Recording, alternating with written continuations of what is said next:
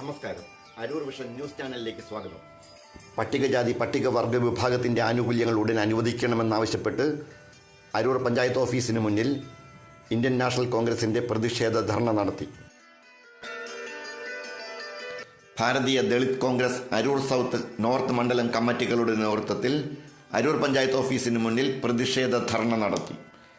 ജനുവരി 6 തിങ്കളാഴ്ച രാവിലെ അരൂർ ഗ്രാമപഞ്ചായത്ത് ഓഫീസിന് മുന്നിൽ നടന്ന ധർണ ബ്ലോക്ക് കോൺഗ്രസ് പ്രസിഡന്റ് അസീസ് പായിക്കാട് ഉദ്ഘാടനം ചെയ്തു. സംരക്ഷിക്കുന്നതിന് വേണ്ടി പട്ടികജാതിക്കാർക്ക് പ്രത്യേകമായ ഫണ്ട് നമ്മൾ മാറ്റിവെക്കപ്പെടുന്നു.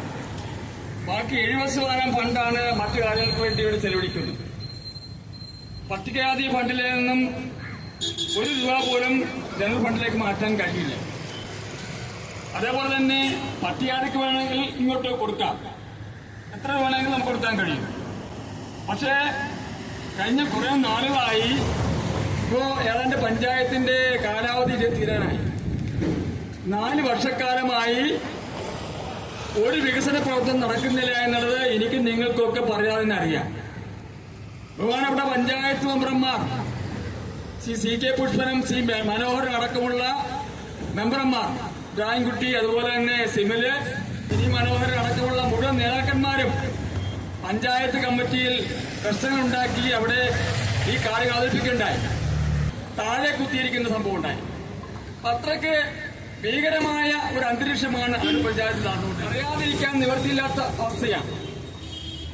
ഇവിടെ അധ്യക്ഷൻ സൂചിപ്പിച്ചതുപോലെ ഇന്ന് അരൂർ പഞ്ചായത്ത് മാത്രമല്ല, നമ്മുടെ നിയോജകമണ്ഡലവും അതോടൊപ്പം ചേർത്തല നിയമങ്ങളിൽപ്പെട്ട തീരദേശവാസികൾ കഴിഞ്ഞ കുറെ ദിവസങ്ങളായി വെള്ളപ്പൊക്കമുണ്ടായതിന്റെ അടിസ്ഥാനത്തിൽ ആ വെള്ളപ്പൊക്കത്തിന്റെ കെടുതിയിൽ ജീവിക്കാൻ കഴിയുന്നില്ല.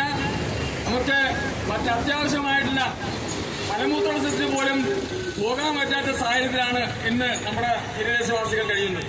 അരൂരിലെ പട്ടികജാതി പട്ടികവർഗങ്ങൾക്കായി പ്രത്യേക പദ്ധതി പ്രകാരം അനുവദിക്കുന്ന തുക കാര്യക്ഷമമായും സുതാര്യമായും വിനിയോഗിക്കുക, പട്ടിക വിഭാഗത്തിനായി വാങ്ങിയ സ്ഥലത്ത് പാർപ്പിട സമുച്ചയം ഉടൻ നിർമ്മിക്കുക, പഞ്ചായത്തിലെ പദ്ധതികളായ മാനവീയം വേദി, MCF ഷെഡ് തുടങ്ങിയ നിർമ്മാണത്തിലെ അഴിമതി വിജിലൻസിനെ കൊണ്ട് അന്വേഷിപ്പിക്കുക, പട്ടികജാതി സങ്കേതങ്ങളിലേക്കുള്ള റോഡുകൾ സഞ്ചാരയോഗ്യമാക്കുക, സ്കൂൾ കോളേജ് വിദ്യാർത്ഥികളുടെ ഗ്രാന്റ്, സ്കോളർഷിപ്പ് എന്നിവ വർദ്ധിപ്പിച്ച് യഥാസമയം വിതരണം നടത്തുക തുടങ്ങി നിരവധി ആവശ്യങ്ങൾ ഉന്നയിച്ചായിരുന്നു ധർണാ സമരം അരങ്ങേറിയത്.